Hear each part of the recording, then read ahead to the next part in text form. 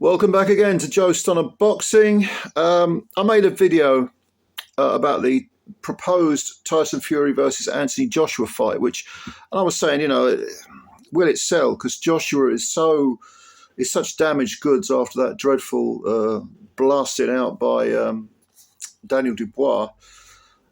Can you really sell a fight between him and Fury on the back of that? I think there'd have to be some sort of, a proposed resurrection of Joshua. Someone in my comments said, how many rebuildings does Joshua need? It's a valid point, but it does beg the question of who could you put him in with? And there are two people that spring to mind, and I'm thinking, if he can't beat these two, then he doesn't deserve to be in the ring with Fury. Now, one of those is problematic, because I'm thinking of Dillian White, who still doesn't have a British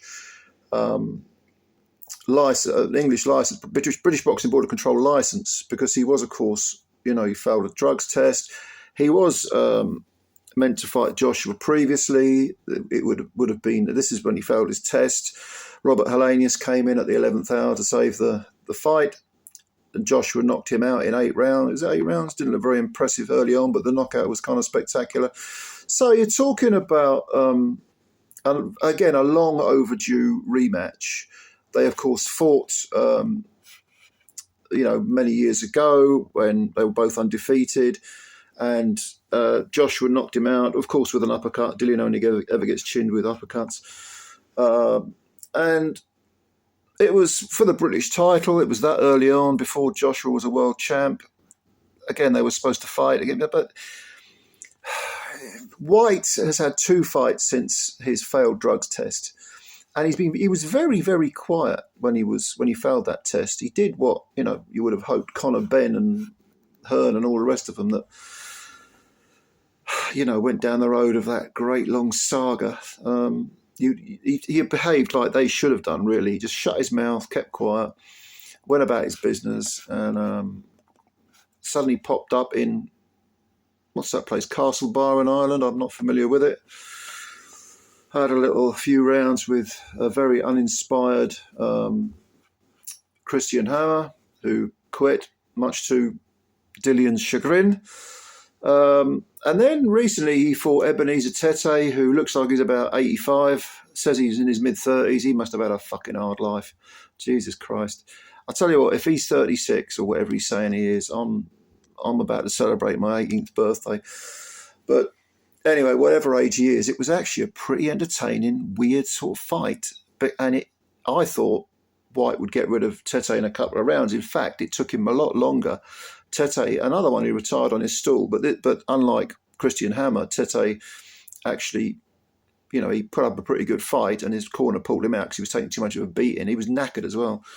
But he was clipping White. He was hitting White, doing his bit, making a very good fight of it. And he came out of that with some credit, actually. Now, White's stock slipped even further. We should remember, of course, that White, if you look at his last 5 fights. I think that 1, 2. Well, he had Jermaine Franklin, didn't he, as well? 1, 2, 3, 4, 5, 6. His last 6 fights, he's been chinned twice with uppercuts. One of them by a very old, near to retirement, Alexander Povetkin, and the other to Tyson Fury. But I think his punch resistance, and I've thought this for a long, long time. I'm not telling you anything you don't know here. A lot of people have commented on this, but his punch resistance looks very, very suspect, very suspect. And against Tete, his legs didn't look steady. He was shaking when he was clipped. I don't mean he was buzzed, but he would just shake. He didn't have any didn't have that rock hard, planted demeanour about him. I think it looks like White's coming to the end. This is probably due to not just the tough fights he's had, and he has had a lot of very tough fights, but also the fact that he's always been involved in gym wars. And he just likes getting stuck in. He just likes fighting. But the body's not meant to be hit. It's not meant to be in great big tussles all the time. And so I think we're basically we're seeing definitely the back end of White's career. A lot of people would say, well, he's already shot. I don't think he's far off it, to be honest with you. I don't mean that disparagingly to Dillian, because I have a lot of time for him. I think he's a good fighter. I know he's failed a few tests. We have a finger wagging for that. I've got no time for drug cheats. But, you know, put him in with Joshua. That's a selling point because they fought before. Joshua's coming off a very bad defeat. Dillian's had a couple of low-level wins. And it could be entertaining. It could be entertaining. Now, if Joshua was to win that, and it was entertaining, that would at least move him up a few rungs up the ladder. It's the old snakes and ladders thing. He was sort of nearing the top again because he'd been on a run of 4 wins. He gets splattered by Dubois, and it's all the way down to the start again. A win over White would take him a few rungs up. You know what I mean? And the other person that I almost said risk Joshua. Now, get a load of this right. The other person I'm thinking of is Derek Chisora. Who would have said a year ago that it would be any kind of risk for Anthony Joshua to go in with Derek Chisora? Because Chisora, I mean, yes, he had that win over, Gerald Washington. And people saying, time to walk away, Derek. No thanks, I'll fight Joe Joyce. When that was announced, I thought, what are they trying to get Derek killed? Because I thought Joyce had something left. But actually, Derek was the one that won a deserved decision. And so he has regained some sort of standing. He's got 2 wins on the bounce following being smashed to bits, beaten up and like a human punch bag by Fury in their meaningless 3rd fight. But he's got 2 wins. He's coming off that win of Joyce, which people know. People watched it. It was an entertaining fight. Derek's great value for money. Derek is loved by the public. So he does have that selling point. And I think that definitely him and Joshua would sell, especially as they've never fought before. And even though people love Derek, they accept that he's on the downside of his career.